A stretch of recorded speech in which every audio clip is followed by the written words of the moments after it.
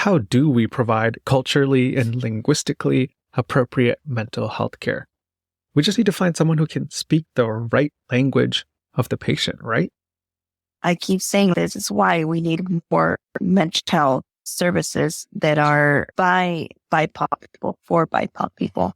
I had that conversation where it's just partner with your local health plan. It takes more than hiring a person that's bilingual.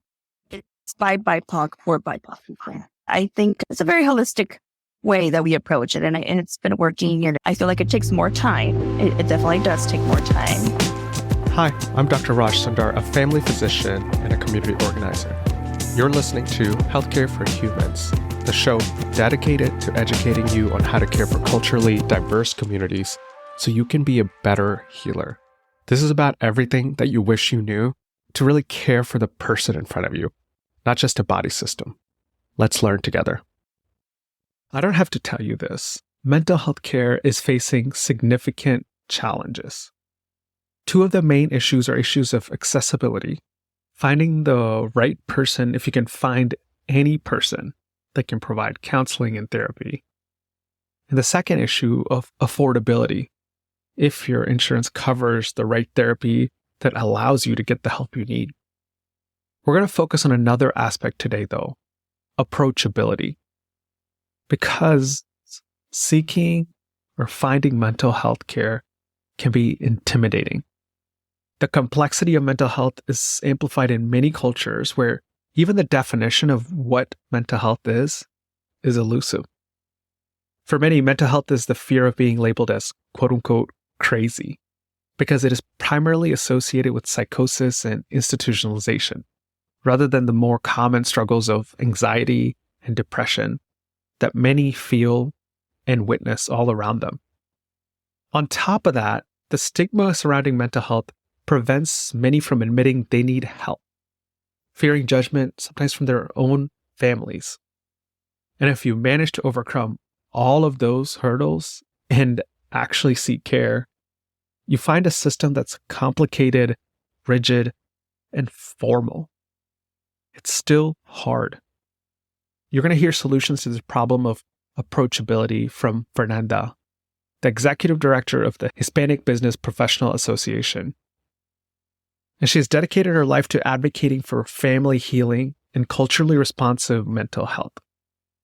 She talks about a radically different solution, focusing on the reality and practicality of providing mental health care in Latino communities. Because I've thought about mental health so much, and the solutions to this problem seem daunting. But Fernanda presents something that's worked for the communities that she's part of that I think we could all learn from. We've broken this conversation into 2 episodes. This episode you're listening to will cover her personal experience with depression and being a mother to a child with complex needs, and how that journey taught her the importance of being vocal about one's struggles without shame, and acknowledging the toll caring for others can take on a caregiver's mental health. With her personal experience, she'll also share how she has transformed communities by building essential services such as peer support. Peer support. It could be the answer to so many problems that we witness. She describes a holistic model that is based on this, connecting individuals with peers, providing a safe space for conversations, and then, only then, introducing professional mental health services. As she said at the beginning, it's much, much more than just hiring a bilingual person. Here's Fernanda. Hey, buenas, Fernanda. Welcome to the show. Hi, good morning. I'm excited to have you with us today to specifically talk about mental health in the Latino community. And before we start, tell me about yourself and your story. My name is Fernanda Mazcot. I live in the state of Washington. I have lived in Arizona as well. And I've always been involved in mental health and social services, either volunteering or work. I actually started volunteering when I was in high school with a local nonprofit that was centered around behavioral health and mental health for Hispanic Latinos.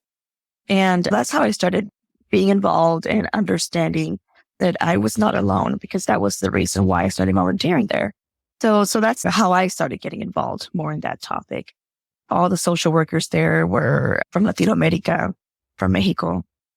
And then that's how I got into social work. I have my undergrad in social work, and I have been trying to get my master's, and life always happens. I try not to be hard on myself. And that's a little bit about me. I do have a child with complex medical needs. I'm a very big advocate for caregivers, for parents that have children with complex medical needs, because that takes a huge toll on your mental health and on the whole family. And the work that I do now as an executive director for a nonprofit is we do a lot of work around that, trying to talk about what is mental health, what is self-care, and how that looks like, and how it's not always clinical, and how clinical is not the only solution to your mental health. Yeah, those are important questions to answer. I want to ask a few follow-up questions to your story. Something that I heard was how representation was important. We hear about that a lot, seeing people that look like you in fields. So you're like, yeah, I can do that. What did it mean to you to have representation, and how did that help you? I think it's beyond that people look like me. Yeah, for me, it's more look like me, but also understands where I come from, how I grew up, how I was raised, my culture, my religion, everything. That was what made a difference. The social workers that I had through that time, a lot of them were either born in Latino America or in Mexico. Spanish was like their first language. So they had those same obstacles than me. So they didn't just look like me. They understood a lot from what I had to do growing up. Yeah, understanding is very important. Let's go to what mental health means to you, because you mentioned that it's not just clinical. And I'm curious on what that means.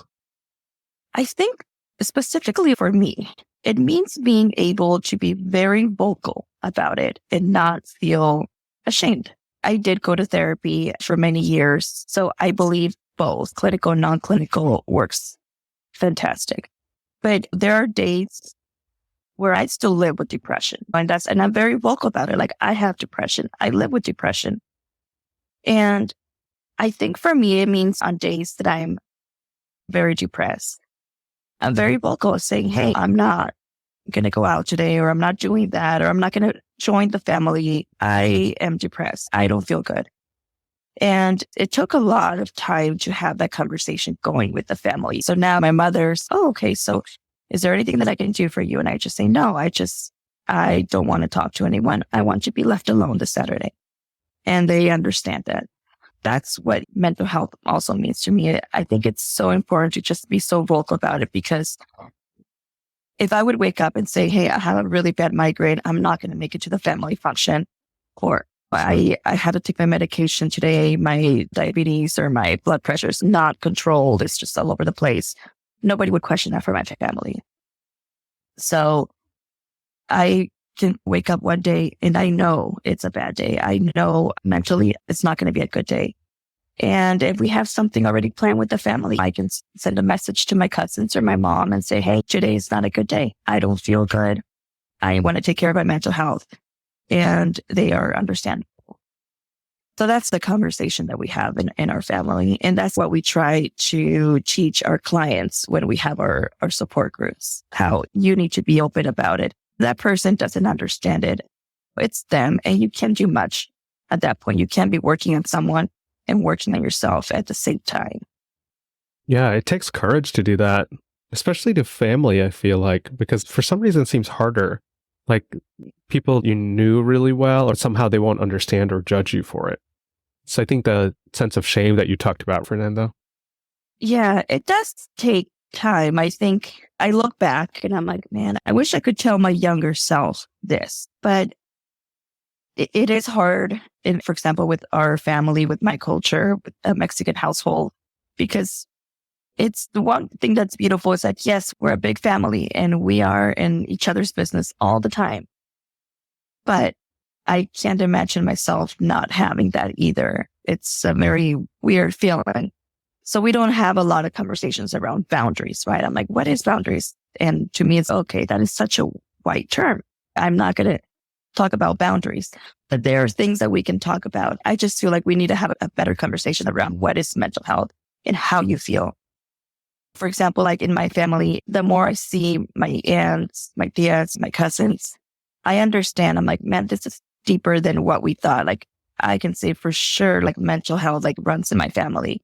I remember my grandma being very sick, and I remember comments thinking like people would say she was just crazy or she was just acting up as her crazy days. So I think depression is something that runs in my family. And we're at the point where we're now having this open conversation about it.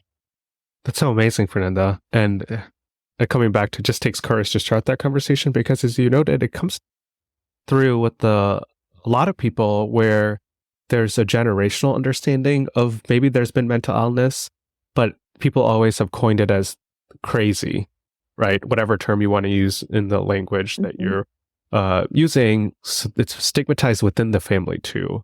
Of we don't talk about it because it's almost a shame to the family. Do you think that's right? How has that come about where there's a sense that there's been mental health in your own family, but we don't name it as something accepting? I think it's both. I definitely think within the culture for many years, and it's still today, it's been, let's not talk about that. It's always been referred as a type of a weakness, I would say, or not real. And I think as a society, we see it as that's not a real thing because you can't see it. Unless somebody has like a severe mental illness, but then they refer to them as they're just crazy. But for someone that has like anxiety or depression, it's almost like it's not a real thing just because you can't see it. It's not physical. Yeah, that makes sense. Even in Indian communities, the granularity to understand the different facets of mind and mental health and what that means. It's either you're okay or you are in psychosis, and anything in between, if you express it, it's weakness, as you said. And trying to expand people's understanding of it is so much of the work. Yeah, exactly. Okay, let's start with how mental health is a problem. There's so many facets to this, but I first want to talk about the problem of access. Even when we acknowledge that there is something with mental health that we need support with, specifically in the Latina community, we can talk about so many burdens that communities specifically face and your family may have faced. But there's so many statistics out there that Latino individuals are less likely to receive mental health treatment. And I think the source of it is a combination of language, stigmas that we just talked about, and financial resources. Is that true? Is there anything else that we would add to that component of how come people don't get the care they need? Yeah, I think those are accurate. I think immigration status is another one. Access to mental health in general. I feel that there's a lot of work that we have to do anywhere. I think this is globally. I don't think it's just the US. I see it in Mexico a lot. It's a luxury to have that service, to have access to mental health. And it's a privilege, and not everybody can have that for all kinds of reasons. I still don't think it's seen and recognized as a healthcare need, something that we need to do as healthcare. And for example, if you don't have health insurance, and even with your health insurance, it feels so hard to find good therapy that they're going to cover. They might cover your meds and that's it. But they won't really cover like ongoing therapy, or if they do, you have to do a pretty high copay. Now, those that don't have health insurance, for example, folks that are undocumented, and that is a lot of folks that we see in the work that I do. I would say probably 70 to 80% folks are undocumented. They can't afford to pay a therapist, to go to counseling. So many of them tell me I would like to. I really would, but I can't afford it. And I think that's a really big problem. I see that in Mexico. I've had friends who are psychologists and they're running another business. They're not even working as a psychologist because they can't get any clients, and they can't be doing their services for free either because they have to work. I think we know that it works, because why do the privileged people get it? Every time someone who has money, who's got good status, they need therapy, they don't think about it twice. They do go to therapy. They get it. They go to counseling. But then folks that don't have that privilege, they don't get to do it. And we're not doing anything about it. We're not doing anything about it as healthcare. We're not recognizing it as health. I feel like that's so scary. The traumas that I have gone through in my life, I cannot imagine battling those on my own without help. I really cannot. And there's so many people that have to do that. They have to struggle and deal with their traumas by themselves because they can't afford mental health services. And that to me is it's scary. I'll go back to being a parent of complex medical needs. I was 21 when I took my son, when my son was 3 months old and had his incident. And I remember we were discharged from the hospital and I came home, a 21-year-old single mom, and he was on so many machines, right? He was feeding tube, ventilator, oxygen. He was having seizures around the clock. I didn't know what to do. I could not believe that the hospital thought that was okay, that they let me go with this baby and all these machines and just navigate that on my own. I'm 37 right now, and I look back and I'm like, I cannot believe that happened and how much that affected my mental health. And like I said, by that time, I was already working in behavioral health. So I was more familiar. I had the access to the resources. Had my friends were all social workers. I was able to access those resources. So I myself was pretty privileged. And I just cannot imagine how that would have ended up if I had no family support, no access to those resources, or not even knowing how to navigate that. So I just think we have so much more work to do. We have a lot of work to do. And I don't think a lot of people realize how damaging it is that we're not really looking into better access to mental health. Yeah, that's so true. From everything from affordability to what you just noted about putting so much on you to figure it out on your own, being 21, sent home with a baby that was on all these machines without the support you needed. I'm curious, when you were discharged, how did they educate you on what your future looked like and what kind of support you needed? It sounded like they put a lot on you to figure it out yourself. Is that right? Yeah, they taught me how to change his feeding tube, and they taught me how to do like deep suctioning. So they taught me like how to read the machines. And then they were like, okay, that's it. Like, you're on your own. They connected me with the state, which that's another problem itself. They connected me with the state. One of the case managers came out and just did the assessment.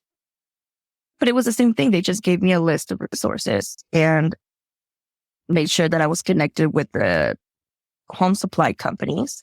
And that's all they said. And the education was like, and I still remember this very clearly. They said, he's never going to be a normal child. He's never going to ride the school bus. He's never going to be that child that you thought. Do you have any other questions? I didn't have any questions then. And now I look back and I'm like, oh, I had so many questions. And I get so upset. And that's why I started doing this. I started just being a really big advocate for mental health and for families to have complex medical needs. I go to appointments right now. I'm an executive director, but I still keep a small caseload because I still think that my experience is needed to be heard to these parents. So I go to these appointments with them and I ask all these questions for the parents. I think we probably underestimate what support looks like. And we focus too much on the procedures. Like you said, how do you change this tube? How do you connect this? And then not talk about the meaning behind it and the emotional support and having to face this by yourself every day in Nathan's life too. And what does that look like to really support you? We say, okay, that's it. And that can be traumatizing in itself. Yeah. And that's a conversation that I have had with physicians, medical providers. I'm at this coalition that is like from community members and like physicians that we talk about it. And that's one thing that I tell them. It's on you. It's on me. It's on everybody that's involved in this healthcare system because mental health is healthcare. So I understand you see it from like a doctor perspective of, okay, I just saved his life. He's good. Gotta go. There's gotta be more to it. You know what I mean? Because guess what? What's going to happen when that mom goes home and she just can't do it anymore? Yeah, I had so many dark thoughts at that time. I was suicidal. I did have a lot of dark thoughts. And nobody asked me, how are you doing, mom? How's your mental health? Is there anyone that we can contact? I think it took a few times where we were in and out of the hospital. There was even like a joke that by the nurses every time we would go and say, oh, you guys are back to your second home. Like, we were in and out of the hospital a lot during the 7 years of my son's life. And I think it took maybe 3-4 trips to the hospital where I remember telling, like, I'm done. I said, I'm going to walk out and I don't want to take this child home. I said, I'm going to walk out and I don't know who you're going to call or what's going to happen to me. I said, but I can't do it anymore. And it was then that they brought this social worker, and I still remember her. And I always say she was like an angel to me because she was the best social worker. And she did a lot of work with me. She helped me a lot. She understood. She was checking in on me when I went home. I would still call her and she would just listen. And a lot of it, she couldn't do a whole lot. Obviously, you can't make magic happen. But the fact that I could call her and she would listen and just allow me to vent, I think that helped a lot. Unfortunately, it's 2023 and I'm still seeing it. I went to this new case of this kid at the age of 20. He was a perfectly healthy kid. At the age of 24, he was in a car accident. And he's now on a ventilator. He's bed bound. He's his trach, G-tube. He's nonverbal. You can imagine how bad was for the parents. I went there and I was looking around his machines and with mom and the plan. And I said, okay, what's the support that you have? And she pulled a lot of papers and she had been doing everything herself, the case management, navigating like the system. They weren't even getting a good response from like the medical supply company. So mom was actually buying oxygen through Amazon. Oh, wow. Yeah. It was insane. And I was so mad because I was like, really? 17 years later and this is still happening? But yeah, so there's a lot of work to be done. Yeah, it can become a job in itself, organizing, coordinating for caring for somebody. And I'm curious, Fernanda, what does it mean for you to care for the caregiver, for yourself, when people have showed up? What does that look like? I think you mentioned the social worker that actually listened to you, but what else or how else should we be supporting the caregivers? One thing that I think would be so helpful, and this is actually something that we're already working on a local level here where I live, with some moms. We have a support group and between all of us, we talked about it. And because I was like, what would be so helpful? Like I was trying to wrap my head around. So then I had coffee with this other mom and I was like, okay, am I crazy? I was like, I know I talk about this a lot. And you asked me like, okay, so if I had a magic wand, what do you want? And she was like, this is what we need. And I was like, that makes a lot of sense because that's what we're doing. If they were to recognize like peer counseling or peer support or life coach, however you want to say it, as something that needs to be paid by Medicaid, that I think would change a lot of things. Because the way I see it is if there's a family, let's just say a family, especially like a Spanish-speaking family, and they're being discharged from the hospital for something that a traumatic injury or child was born that way, a case manager through the state, they just go and make sure that they have those services or they're connected to the supplies. A life coach or a peer support like myself would go in there and offer maybe 3 months of intense case management. We assess the house. Okay, this is what you're going to need. You need a binder. You need a planner. You need a board on the wall. You're going to be expecting like all this happening and just really support the parent and help them be an advocate for themselves like we are now, because it took us years to get to this point.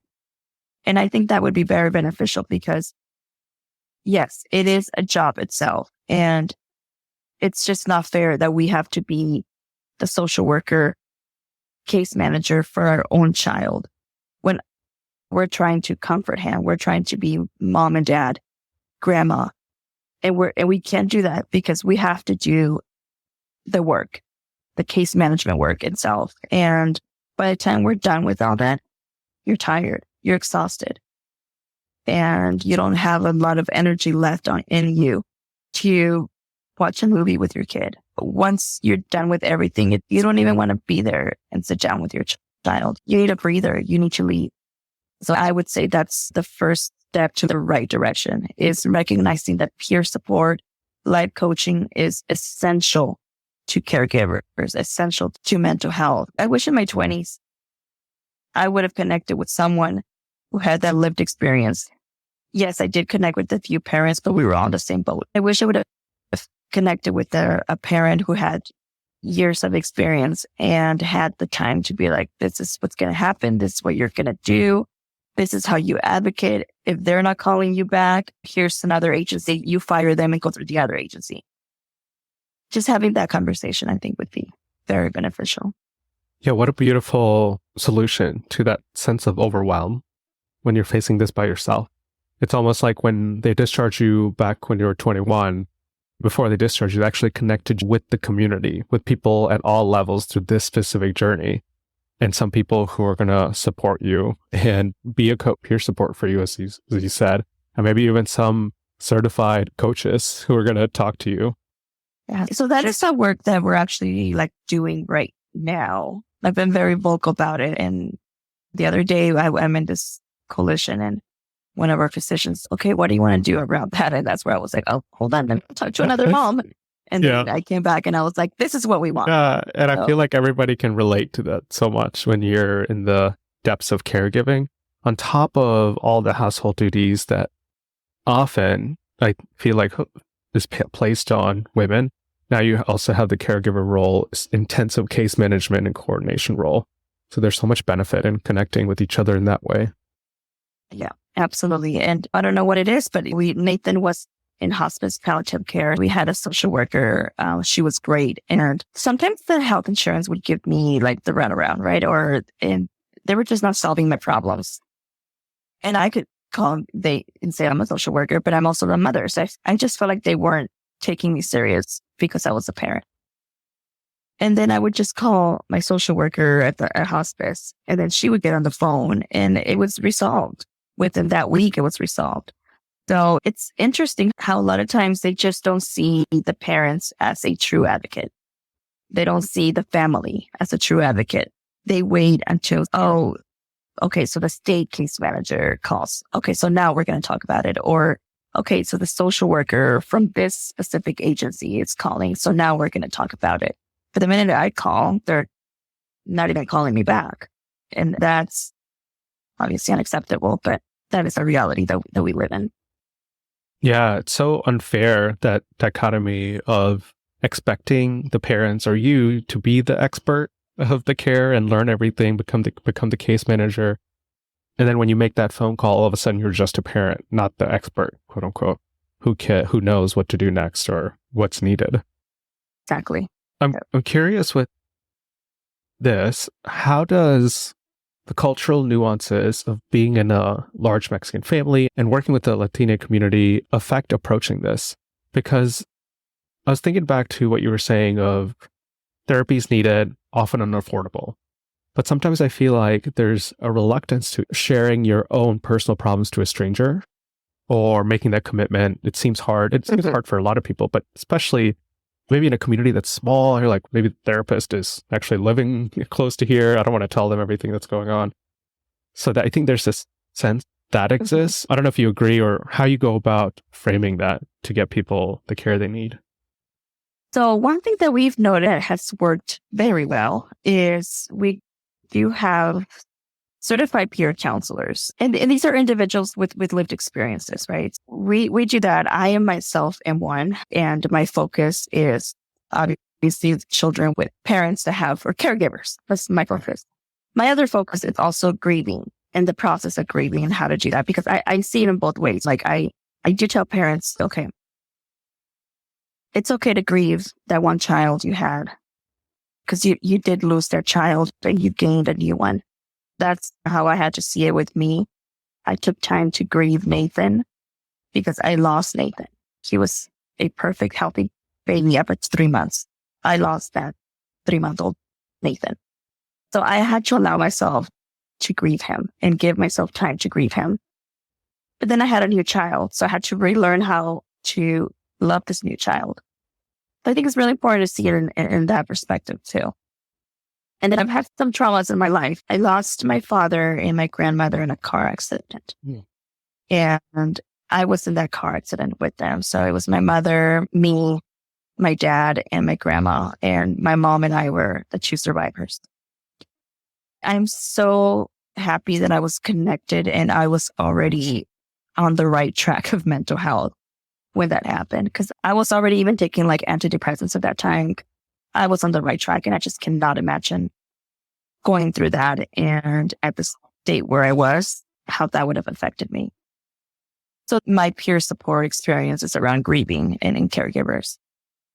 And one thing that I think has been very helpful is we start with come and talk to a social worker. Ven y habla con un trabajador social. Cualquier pregunta que tenga. Any question you have.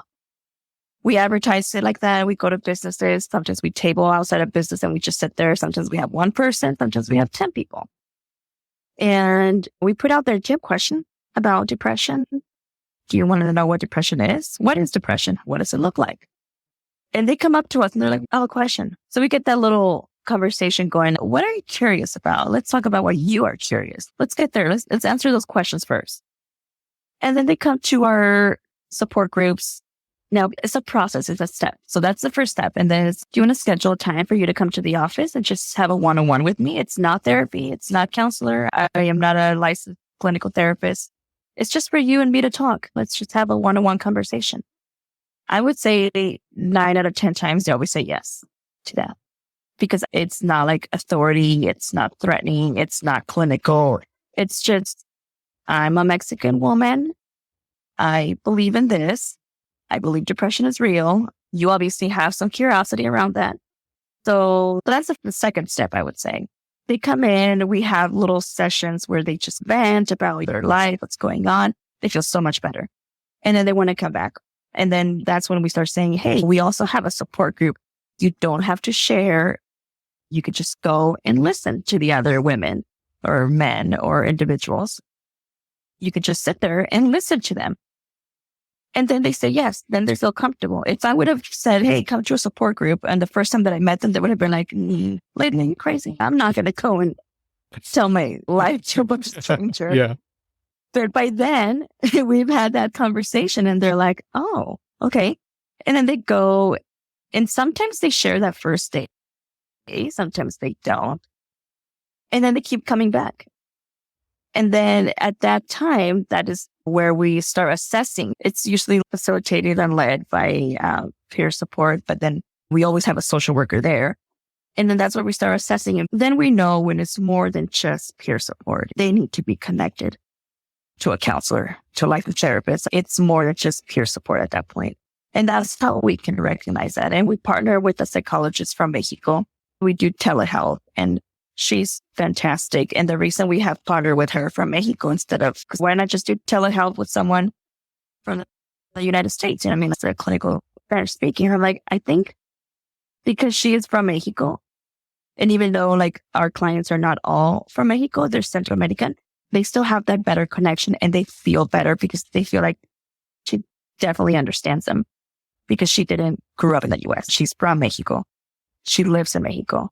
So I think they have a better connection with her. And then they do their sessions. They come into the office, we connect them, and we step out and they do their telehealth sessions with her. So that's how we go around how do you come in and get that service? Yeah, that's such a great model because I think about what happens now, which is people first experience mental health. They're in a context where it's been stigmatized both by society and family.